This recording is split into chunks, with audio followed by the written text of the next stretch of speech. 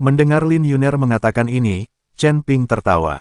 Sepertinya putri dari Kabupaten Dongxiang berkolusi dengan Pangeran ke-6, mengirim biksu untuk Pangeran ke-6 dalam bentuk ceramah, dan Pangeran ke-6 pasti akan memberinya keuntungan. Tidak apa-apa, bawa kami melihatnya. Jika putrimu tidak mengizinkanmu masuk, kami tidak akan memaksamu, kata Chen Ping. Baiklah, karena kamu sudah memutuskan, aku akan mengantarmu ke sana. Lin Yuner menggertakkan giginya dan berkata, tapi kita harus berhati-hati. Putri kita sangat mencurigakan. Juga, aku curiga putri kita punya semacam kesepakatan dengan kuil, dan terus-menerus mengirim biksu dari Kabupaten Dongxiang ke Istana ke-6. Beberapa biksu yang dikirim ke sana tak pernah kembali, dan mereka yang kembali tampaknya sudah gila. Aku pernah menyelidiki secara diam-diam, tetapi tidak menemukan apapun. Ayahku juga diusir kali ini. Aku ingin menemukan ayahku, tetapi aku tidak menyangka akan bertemu dua biksu dari Istana ke-6. Chen Ping tersenyum tipis dan berkata, tebakanmu benar. Para biksu yang dikirim ke sana konon sedang memberikan ceramah, tetapi kenyataannya, jiwa mereka sedang dikumpulkan. Para biksu yang jiwanya dikumpulkan perlahan-lahan menjadi pikun, dan kultivasi mereka mandek, sehingga mustahil bagi mereka untuk terus berlatih. Ah, kok kamu tahu? Lin Yuna tidak menyangka Chen Ping benar-benar tahu. Tentu saja aku tahu, karena beberapa hari yang lalu aku baru saja menghancurkan altar yang digunakan untuk mengajar di Istana ke-6, dan juga menghancurkan guci jiwa yang digunakan untuk mengumpulkan jiwa. Chen Ping tersenyum. Wajah Lin Yuner dipenuhi ketidakpercayaan, lah tidak menyangka Chen Ping berani menghancurkan barang-barang Pangeran ke-6 dan terang-terangan menentang Pangeran ke-6.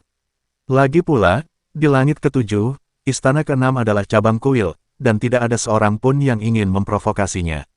Putri kita sungguh keji. Kalau sampai terjadi, ayahku juga akan berada dalam bahaya. Aku akan membawamu mencari putri kita sekarang. Lin Yuna menggertakkan giginya dan berkata dengan marah. Chen Ping mengangguk, lalu menatap kedua biksu berjubah hitam itu. Kedua orang ini tahu tujuan mereka, jadi tentu saja mereka tidak bisa meninggalkan mereka hidup-hidup. Sekilas niat membunuh terpancar di matanya, seperti dua pedang dingin. Kedua biksu itu tampaknya telah menyadari niat Chen Ping, dan ekspresi ngeri tiba-tiba muncul di wajah mereka. Rekan Taois, tolong ampuni kami tidak tahu apa-apa, tolong biarkan kami pergi. Mereka segera berlutut dan memohon belas kasihan, dengan harapan dapat menyelamatkan nyawa mereka. Tubuh mereka terus gemetar seperti domba yang akan disembelih. Namun Chen Ping tetap tidak tergerak, dan sekilas niat membunuh terpancar di matanya. Dia tidak pernah menunjukkan belas kasihan kepada orang-orang di kuil. Terutama Istana ke-6, dia memikirkan semua perbuatan jahat yang mungkin dilakukan Istana ke-6, dan diam-diam bersumpah dalam hatinya bahwa dia harus membuat orang-orang ini membayar atas tindakan mereka. Adapun Master Istana ke-4, dia merupakan pengecualian. Karena kau dari kuil, matilah. Sebelum dia selesai berbicara, dua api hitam dan putih keluar dari ujung jari Chen Ping dan langsung melahap kedua biksu berjubah hitam itu. Api itu seperti dua naga yang marah, membawa momentum untuk menghancurkan segalanya. Kedua pendeta itu bahkan tidak sempat berteriak sebelum mereka hangus menjadi abu oleh api, tanpa meninggalkan jejak apapun. Ketika angin bertiup, abunya pun tertiup pergi seakan-akan tidak pernah ada. Lin Yuna tertegun melihat pemandangan ini. Mereka tidak menyangka Chen Ping begitu tegas dan kejam, membunuh orang tanpa ragu. Senior kamu, Lin Yuner berkata dengan tergagap, sambil menatap Chen Ping dengan mata penuh kekaguman dan ketakutan. Diam-diam dia bertanya dalam hatinya, apa yang dialami lelaki ini, hingga ia memiliki kekuatan dan ketegasan yang begitu dahsyat. Chen Ping mengalihkan pandangannya dan berkata dengan tenang, orang-orang Istana ke-6 telah melakukan banyak kejahatan dan pantas mati. Ayo kita pergi ke Kabupaten Dongxiang. Lin Yuna mengangguk, berbalik dan berjalan menuju Kabupaten Dongxiang. Humazi dan Chen Ping bergegas mengikutinya, dan sosok mereka bertiga dengan cepat menghilang di terpa angin dan pasir di hutan belantara. Angin dan pasir masih bertiup. Chen Ping dan Humazi mengikuti jejak Lin Yuner dan berjalan menuju Kabupaten Dongxiang. Lin Yuna memimpin jalan di depan, langkahnya ringan dan tegas, seolah-olah dia sangat mengenal tanah tandus ini. Seberapa jauh Kabupaten Dongxiang dari sini? Tanya Humazi dengan tidak sabar. Hari-hari berlarian membuatnya sedikit lelah, dan sekarang setelah dia memiliki tujuan yang jelas, dia tidak sabar untuk menemukan lokasi aula ke-6 kuil. Kita hampir sampai. Setelah melewati bukit pasir di depan, kita akan bisa melihat tembok kota Kabupaten Dongxiang, kata Lin Yuna sambil menunjuk ke depan. Benar saja, tidak lama kemudian, sebuah kota megah muncul di hadapan ketiga orang itu. Tembok kota Kabupaten Dongxiang menjulang tinggi hingga ke awan, dibangun dari batu-batu biru besar yang berkilauan di bawah sinar matahari.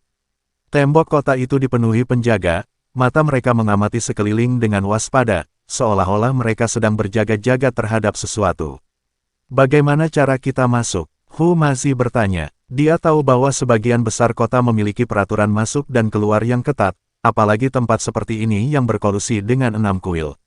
Lin Yuner berpikir sejenak dan berkata, saya dari keluarga Lin. Seharusnya mereka mengizinkan saya masuk. Sedangkan kalian berdua, mungkin kalian perlu menyamar. Menyamar? Hu Mazi sedikit bingung. Lin Yuner mengangguk, ya, saya khawatir mereka akan mengenali Anda sebagai orang luar dan menimbulkan masalah yang tidak perlu.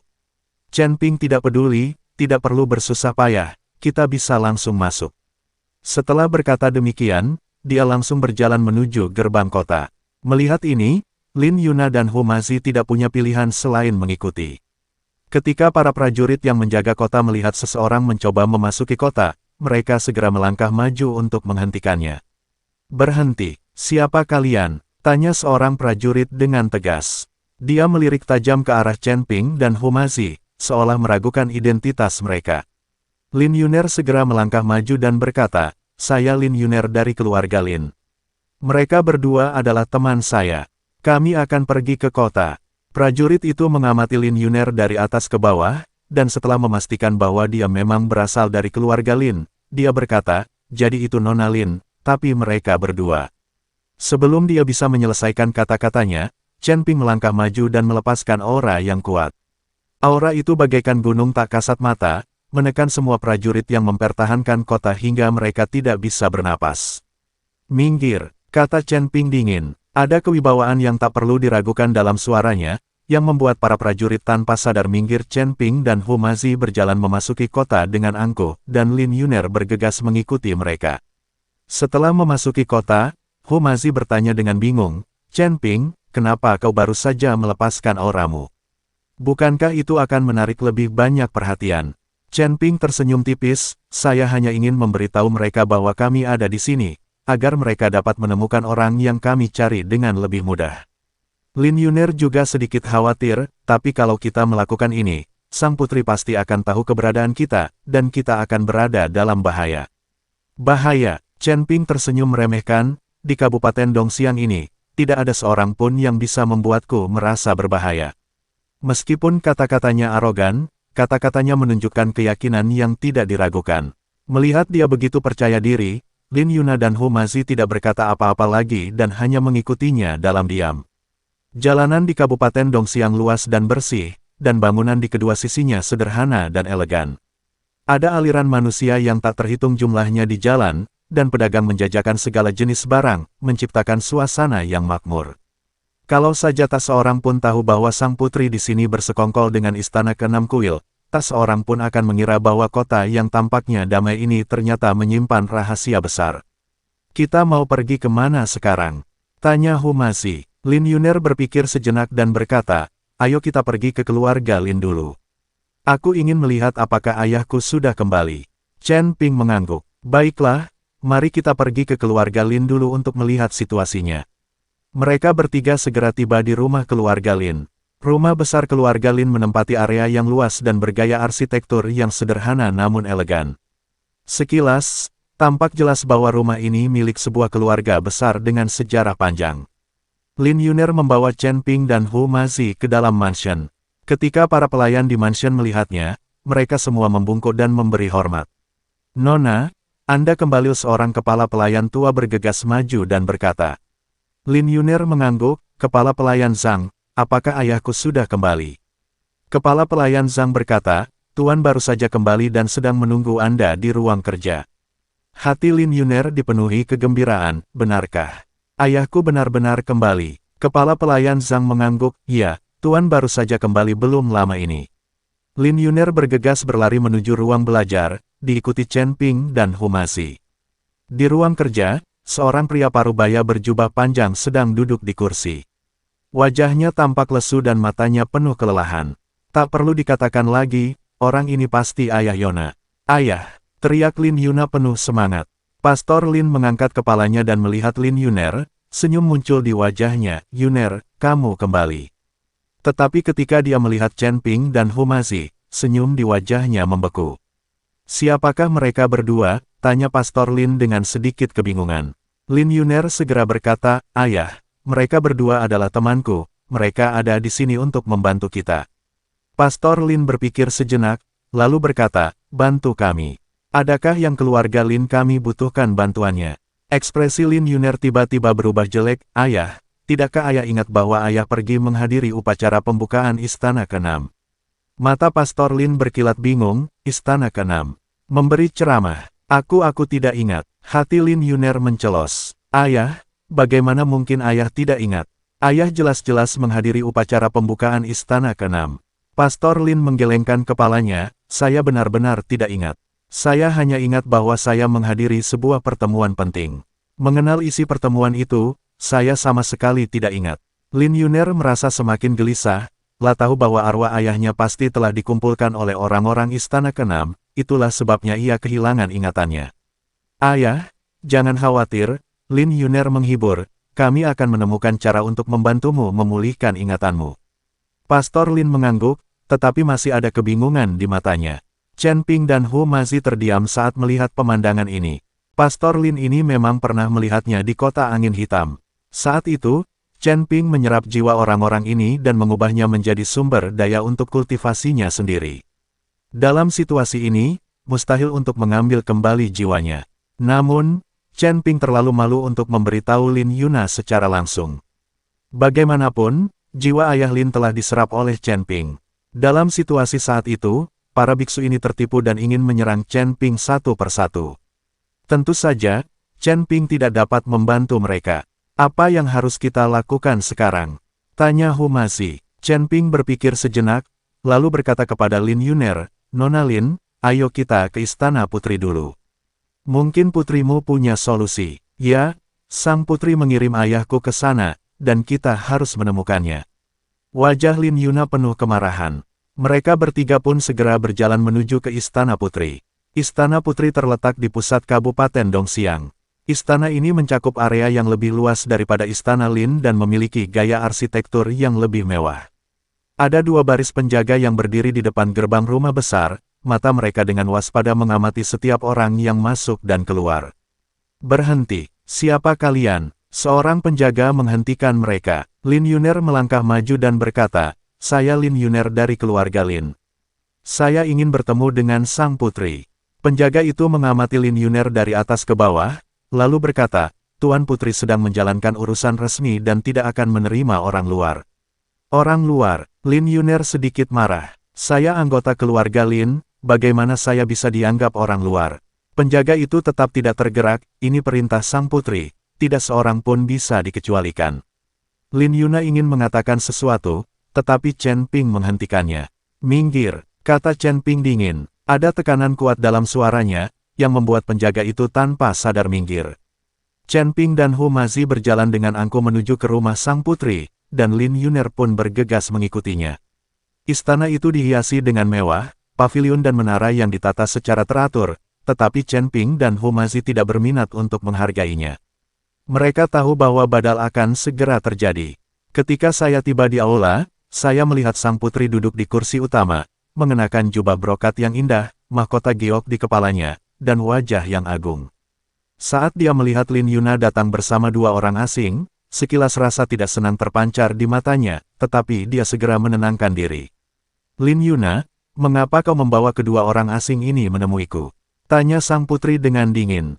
Lin Yuner mengumpulkan keberaniannya, menatap langsung ke mata sang putri, dan berkata, Putri, saya datang ke sini hari ini untuk menanyakan sesuatu kepada Anda. Mengapa Anda terus mengirim biksu Karni dari Kabupaten Dongxiang ke Aula ke-6 Kuil? Beberapa biksu yang dikirim ke sana tak pernah kembali, dan mereka yang kembali menjadi gila. Apa yang sebenarnya terjadi? Ekspresi sang putri berubah sedikit, tetapi dia segera kembali tenang. Dia mencibir dan berkata, Lin Yuner, apa kau sedang menanyaiku? Aku mengirim mereka ke istana ke-6 agar mereka bisa mendapatkan kesempatan pelatihan yang lebih baik, meningkatkan kekuatan mereka, dan meraih kejayaan bagi Kabupaten Dongxiang. Sedangkan bagi mereka yang tidak kembali atau menjadi gila, itu hanyalah nasib buruk atau bakat yang terbatas. Lin Yuner mencibir dan berkata, "Putri, kau masih saja berdalih di sini. Istana ke-6 mengadakan ceramah atas nama pengajaran, tetapi sebenarnya mereka mengumpulkan jiwa para biksu. Para biksu yang jiwanya terhimpun secara alami akan menjadi gila dan kultivasi mereka akan mandek. Kau berkolusi dengan istana ke-6 dan melakukan tindakan keji seperti itu, dan kau masih belum bertobat." Secerca kepanikan terpancar di mata sang putri, tetapi ia segera menenangkan diri, "Aku tidak tahu apa yang kau bicarakan. Kurasa kau telah disihir." Tersihir, Lin Yuner ingin mengatakan sesuatu, tetapi Chen Ping menghentikannya. "Putri, kami tidak ingin membuang waktu berbicara denganmu," Chen Ping berkata dengan dingin, "kami hanya ingin tahu lokasi aula ke-6 kuil. Jika kau tahu apa yang baik untukmu, beritahu kami dengan patuh, kalau tidak." Meskipun dia tidak menyelesaikan kata-katanya, ancaman di dalamnya jelas terlihat. Ekspresi sang putri berubah sangat muram, lalu tiba-tiba berdiri, menunjuk Chen Ping, dan berteriak, "Siapa kau? Beraninya kau bicara omong kosong di sini? Ayo, kalahkan mereka." Atas perintah sang putri, sekelompok pengawal bergegas keluar dari segala arah dan mengepung ketiga orang itu. Para penjaga itu semuanya kuat dan perkasa, memegang senjata, dengan tatapan mata yang tajam. Melihat ini, Hu Mazi tertawa dan berkata, "Kalian pikir kalian bisa mengalahkan kami hanya dengan sekelompok antek-antek kecil kalian? Kalian benar-benar melebih-lebihkan diri sendiri." Sambil berbicara, dia mengeluarkan beberapa jimat dari tangannya dan bersiap untuk bertarung. Chen Ping melambaikan tangannya, memberi isyarat kepada Hu Mazi agar tidak bersikap impulsif, lalu melirik tajam ke arah para penjaga di sekitarnya, lalu perlahan berkata, "Putri, apakah menurutmu para penjaga ini bisa mengheritikan kita?